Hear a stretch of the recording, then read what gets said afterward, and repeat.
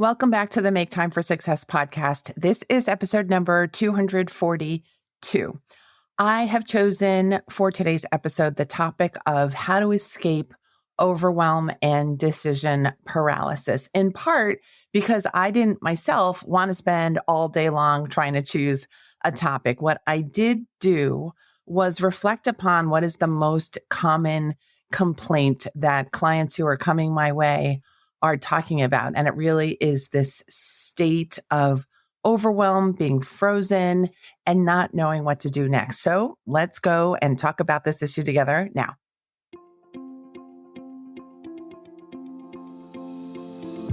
Hi, I'm Dr. Christine Lee, and I'm a psychologist and a procrastination coach. I've helped thousands of people move past procrastination and overwhelm so they could begin working to their potential. In this podcast, you're going to learn powerful strategies for getting your mind, body, and energy to work together so that you can focus on what's really important and accomplish the goals you want to achieve. When you start living within your full power, you're going to see how being productive can be easy and how you can create success on demand. Welcome to the Make Time for Success podcast. Hi there, and thanks so much for being here with me on the Make Time for Success podcast. Today, we're going to talk about how to get yourself free of the feeling of overwhelm and the situation of being paralyzed by having to make certain decisions in your life. These are the two probably most common complaints of clients and followers of mine, and I really take this very seriously because these two topics can very much lead to problems with self-esteem, caps on self-esteem. And I just want to blow that whole situation open with you. I want you to feel like you are on top of the world every single day, that there's nothing that can stop you, that there's no such thing as overwhelm anymore. And I really want to let you know that that is possible. It might feel like a pipe dream or whatever the phrase is for that kind of a thing, but I promise you this is doable. But there are a lot of different components that you'll need to adapt to, bring into your life and practice in order to get to this very confident, very kind of continuously open and flexible kind of state. So let's get into some of these components right now. The first one is pretty basic, pretty commonly known, but I'm going to tell you how to really do this successfully. The first one is don't fall for the trap of procrastination. Procrastination is when we decide that avoiding something is going to keep us safe, that avoiding something is going to be the better option, that avoiding something is not really a big deal. It's not going to hurt us too badly because we're actually afraid of doing the work, exerting the energy, moving forward. And that's why procrastination is such a widespread phenomenon. We feel that it really is harmless, kind of. It's relatively harmless because we're afraid for our safety. We're afraid our energy is going to be depleted. We're afraid of the judgment of other people. But I'm here to tell you that procrastination is in no way going to serve your broader purposes, your purposes of being open and flexible. Because what procrastination really does is it keeps you in a state of not being your best self. It keeps you in a state of hiding who you are, of hiding your skills, of hiding your intuition, of hiding your ability to take action and do it quickly and repetitively. It just keeps us feeling like we're on standstill. Literally, we're on standstill. We're stagnating. We are feeling somewhat embarrassed by the state of not moving forward. Oftentimes when we see other people moving forward, even though they're scared. So I just want to remind you not to fall for the trap of procrastination. Just remember these words. Don't fall for the trap of procrastination. Once you decide, I'm really tempted to procrastinate, I would love for you to take pen to paper and write down all the reasons why you want to move forward. write down your goal in specific and explicit terms, and then write all the reasons you'll feel better when you keep yourself in action. So this is kind of a practice of being in action and avoiding the procrastination without exactly taking an actual step. But it keeps you in that place where the on switch is still on. You're still engaged with the world. You're still engaged with your future, and you're not fully procrastinating. And I think that's a very important transition point to keep yourself in, because once we sink into procrastination, then our self-esteem goes south. Then our time leaves us. Then we don't feel like we're good enough. And then our confidence drops. And then we've created a mess without even meaning to. So if you happen to be procrastinating now, give yourself a hug from me to you, give yourself a hug from you to you, and decide, you know what, I'm just going to take pen and paper and figure out what my next plan forward is, because you have a next plan. And we're going to get to more of that soon. Just say to yourself, I'm going to do this. I'm going to do the plan of. That sentence alone should protect you from further procrastination. It's interesting how simple it can be when we let it be simple. The reason it feels dramatic and complicated is because we are entertaining all of these sometimes nutty beliefs about how dangerous the world is and how dangerous productivity can be and how dangerous other people can be and how fragile we think we are. Those are some wild beliefs, and they're really not serving your best interest, your self-esteem, or your productivity and your goals. So let's put some fuel towards your goals and your self-esteem and your future, and take all the attention away from the stuff that's tempting us regarding procrastination. All right, so that was a lot. First step, number one, which was don't fall for the trap of procrastination. The second big thing that you need to remember is that if you're feeling overwhelmed, you need to clear the decks. And I believe that's a ship term that I don't know why you would need to clear the decks. Maybe there's a storm coming. Maybe there are pirates. I don't really know the history, but you want to clear the decks if there's an emergency. I don't mean to give you the sense that this is an emergency, but overwhelm is kind of a state of shutdown. Overwhelm is a state of seeing everything that you have to do on your to-do list and having your ego and your mind and your body shut down, in quotes, because they're kind of refusing to move forward because they sense that there's some sort of danger ahead. And when your body senses danger, it tends to put you on alert. It tends to make you feel a little antsy and nervous, and it tends to create this feeling of overwhelm.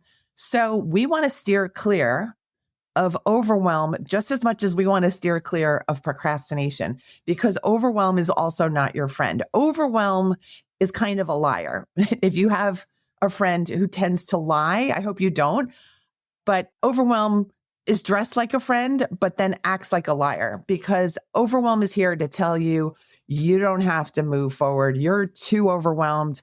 You're too nervous to move forward. You can wait. You're not ready for this. You have so much on your plate. Oh my God, how could you even think about moving forward? That's what overwhelm sounds like.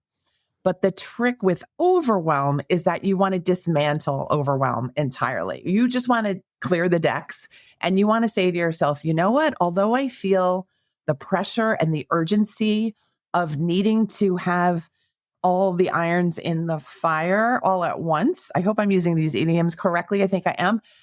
You're going to tell yourself it is safe to focus on one thing at a time. Even if it feels like I'm jeopardizing something, even if it's just a belief that I have, I'm going to remind myself that everything is fine. I'm always okay. And it's always good to retain and nurture my focus. And the way to retain and nurture my focus is to stay focused on one thing at a time. So we basically tell our old friend overwhelm, you know what? I've got this. You could go and hang out on the porch and drink your favorite drink, but I'm going to sit here and focus on this one thing that I've decided is enough. It's enough for me right now. It's enough to get me out of overwhelm. And that is really good. That's actually of really high value. Even though when you look at your to-do list, you might think, oh, this is nothing. This is too small a step.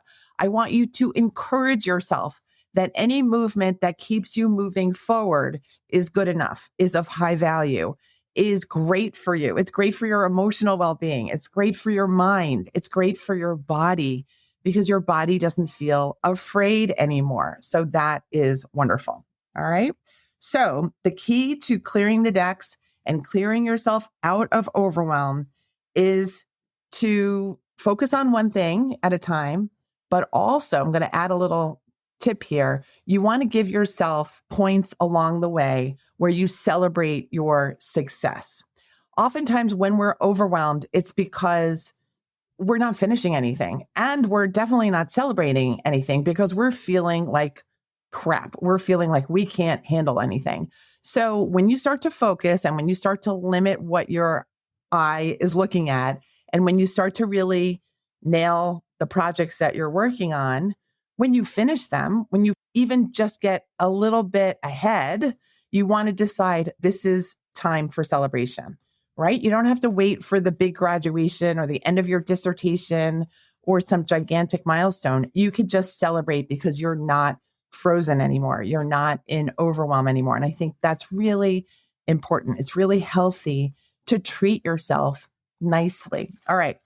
Third point is about decision paralysis. If you are stuck in overwhelm, stagnating because you have a lot of decisions or maybe just one big important decision to make, I want to remind you that being stuck in the middle of a decision is likely because somewhere, somehow, you feel the demand to be perfect, correct, efficient, something like that. One of those terms has got to fit because otherwise you'd be moving and making decisions and being flexible and open. So there is something that you feel you need to rise up to. You feel you need to meet the standard of, again, things like perfection, correctness, being right, being, just the exemplar of something. But it turns out that stress prevents you from making a decision, and that not making a decision keeps you from moving forward at all. And it actually generates a whole bunch of extra stress. And who needs excess stress? I'm going to say nobody really needs that.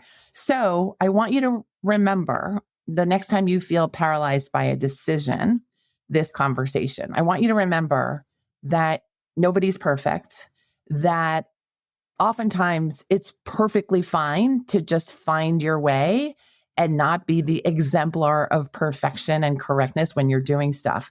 What is important is that you remain in motion, that you decide, okay, for now, I'm going to choose A over B. Because when you make that decision, life moves on. You get the information that you need. You might find out that A is the wrong choice, but then guess what? You're flexible enough to say, okay, now we're going to work with B. So never feel like it's the end, because it's never the end until it's really the end.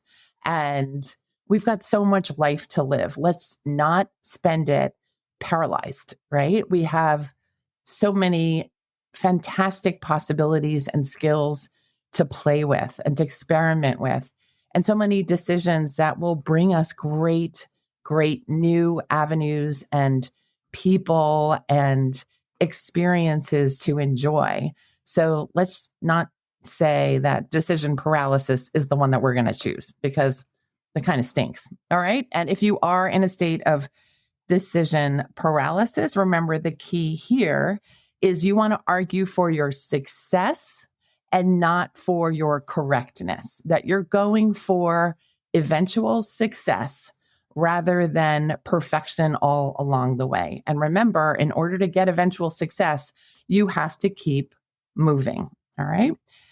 Last point that I want to discuss here is that you want to remain connected to yourself. I think overwhelm and decision paralysis cause us to separate from our whole being. We start to split off into the stressful self, the not good enough self, the procrastinating self.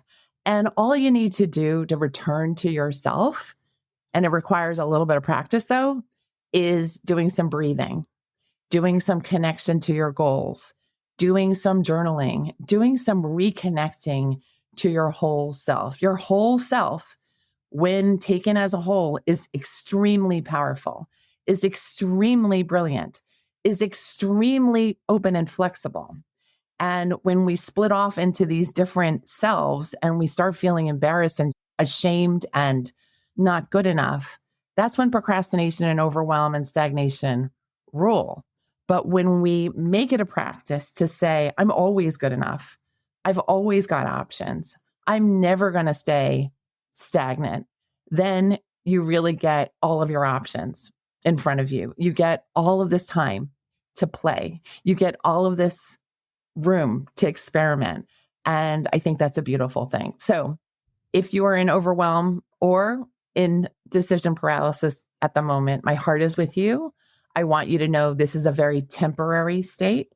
And I want you to know that there's so much more in you and so much more that can come from you if you allow yourself to move away from the framework of keeping yourself safe and reminding yourself that you are safe, that there's so much more success for you ahead, that you really are always capable of protecting yourself. We're no longer going to be worried about that at base. We're going to think to ourselves, I'm more interested in just finding out how much I can expand, how much success can I enjoy, because it's going to blow your mind when you really start playing on that playground. All right. I'm going to say farewell to you right now. I hope you enjoyed the 4 major points for escaping overwhelm and decision paralysis.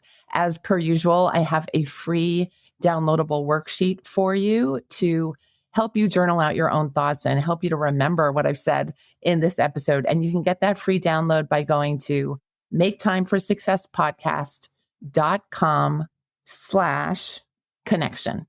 Again, it's maketimeforsuccesspodcast.com/connection, because connection is always a great answer. Have a great week. I'll see you next week. Bye. Thank you for listening to this episode of the Make Time for Success podcast. If you enjoyed what you've heard, you can subscribe to make sure you get notified of upcoming episodes. You can also visit our website, maketimeforsuccesspodcast.com, for past episodes, show notes, and all the resources we mention on the show. Feel free to connect with me over on Instagram too. You can find me there under the name Procrastination Coach. Send me a DM and let me know what your thoughts are about the episodes you've been listening to. And let me know any topics that you might like me to talk about on the show. I'd love to hear all about how you're making time for success. Talk to you soon.